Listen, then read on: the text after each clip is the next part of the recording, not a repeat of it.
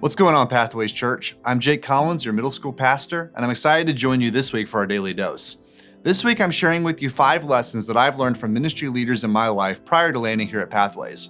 My prayer is that these will help you in your personal walk with God, as well as in relationships with your family, church, or community. Last year, I taught 5th grade at a Christian school. Looking back, it was a little strange to jump from church ministry to the classroom and back to ministry. See, a classroom is very schedule-oriented. Your day basically writes itself. Ministry is much more spontaneous. A pastor has a set of things that they have to get done during a given length of time, but there are needs that can come up with little or no notice. This challenges every ministry leader to find a balance, and this can be very difficult to do.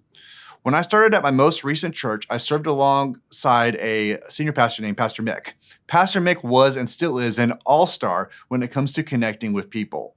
His heart for the church family was evident in how he approached his ministry.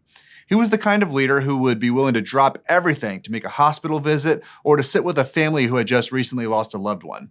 And he was also known to bring a box of Bojangles chicken with him whenever he would make these visits. If you've never had Bojangles before, trust me, it's delicious. Now, this level of availability means you need flexibility. You've got to be willing to shift things around. I think that Pastor Mick must have gotten this model of availability and flexibility from Jesus. Throughout his ministry on earth, Jesus consistently made time for the people around him, while also prioritizing his alone time with the Father. In Luke 4, we see a glimpse of both of these. Luke writes, "At daybreak, Jesus went out to a solitary place.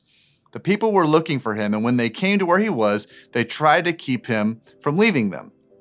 Here we see Jesus making time to be alone with God, while also making time to care for the people who he has been called to minister to.